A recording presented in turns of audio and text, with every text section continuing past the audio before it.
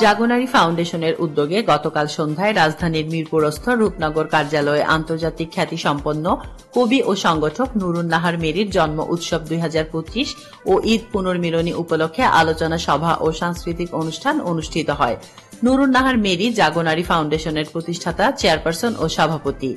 জাগো-নারী ফাউন্ডেশনের senior vice chairman Mushtari বেগমের সভাপতিত্বে এবং কো চেয়ারম্যান কবি নাজনীন তৌহিদের সঞ্চালনায় উক্ত অনুষ্ঠানে প্রধান অতিথির আসন অলঙ্কৃত করেন মাওলানা ভাসানী স্মৃতি পরিষদের সভাপতি পারভিন নাসের ভাসানী। প্রধান আলোচক ছিলেন ভিন্নমাত্রা রিসার্চ সেন্টারের চেয়ারম্যান কবি মোহাম্মদ মাসুম বিল্লাহ ও ভার্চুয়াল বক্তা ছিলেন আমেরিকা প্রবাসী সংগঠনের চেয়ারপারসন নুরুন নাহার মেরি এবং বিশেষ অতিথি ছিলেন বিশিষ্ট সমাজসেবক কবি নাহিদ রুকসানা, প্রতিরক্ষা মন্ত্রণালয়ের সাবেক উপপরিচালক মির্জা আশরাফুল ইসলাম ও জাগো-নারী ফাউন্ডেশনের উপদেষ্টা সুলতানা হায়দার। উক্ত অনুষ্ঠানে বক্তব্য রাখেন জাগো-নারী ফাউন্ডেশনের সহ-সভাপতি মোহাম্মদ সানোয়ার হোসেন, নির্বাহী পরিচালক ইলা বিশ্বাস, নূর মোহাম্মদ চৌধুরী, যুগ্ম ও কার্যনির্বাহী।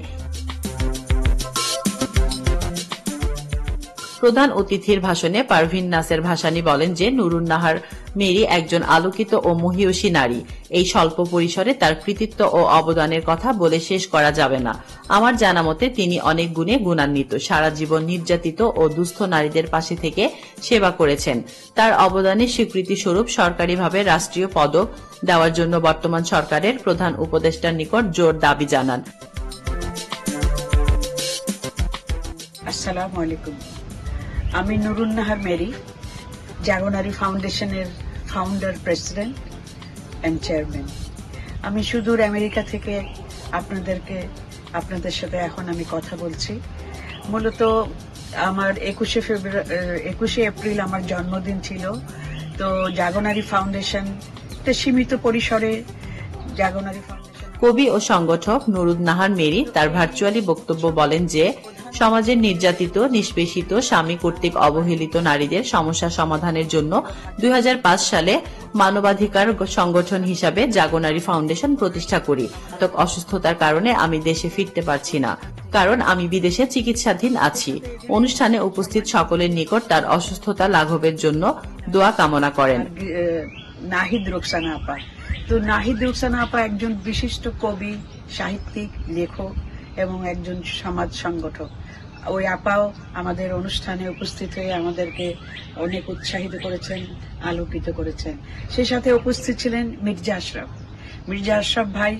উনি ডিফেন্স মিনিস্ট্রির একজন ডেপুটি ডাইরেক্টর ছিলেন এবং দীর্ঘদিন আমার পুরানো পরিচিত এবং শরীর। উনি আমার অত্যন্ত প্রিয় ভাজন একজন মানুষ। উনিও উপস্থিত ছিলেন। আমি সত্যি অনেক কৃতজ্ঞ এবং ধন্য যে উনি এসছেন, কারণ আমি ওনাকে দাওয়াত দিতে সময় পাইনি। নাজনীন আমার পক্ষ থেকে দাওয়াতটা দিয়েছিল। তো আমাদের আজকের অনুষ্ঠানে প্রধান আলোচক হিসেবে উপস্থিত ছিলেন বিশিষ্ট কবি, সাহিত্যিক, লেখক, সাংবাদিক জনাব মাসুম বিল্লাহ। উনি চেয়ারম্যান, নির্বাহী প্রধান ভিন্নমাত্রা প্রকাশনীর। আলোচনা শেষে প্রধান অতিথি অন্যান্য অতিথিদের সঙ্গে নিয়ে জন্ম উৎসবের কেক কাটেন।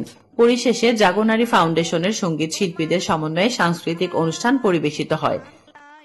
ভালোবাসা হিন্দিতে নাও প্যার, বছর বছর আসুক এই দিনটি ঘুরে ঘুরে, তোমায় নিয়ে করব মজা, খাবো পেট পুরে, বছর বছর আসুক এই দিনটি ঘুরে ঘুরে, তোমায় নিয়ে করব মজা। বার্তা প্রেরণকারী মোহাম্মদ সিরাজুল ইসলাম, প্রচার ও প্রকাশনা সম্পাদক, জাগো-নারী ফাউন্ডেশন। হ্যাপি বার্থডে সবাই গাইব যে এবার, বাংলায় নাও ভালোবাসা। তাসলিমা আক্তার শিমু, SBS বাংলা।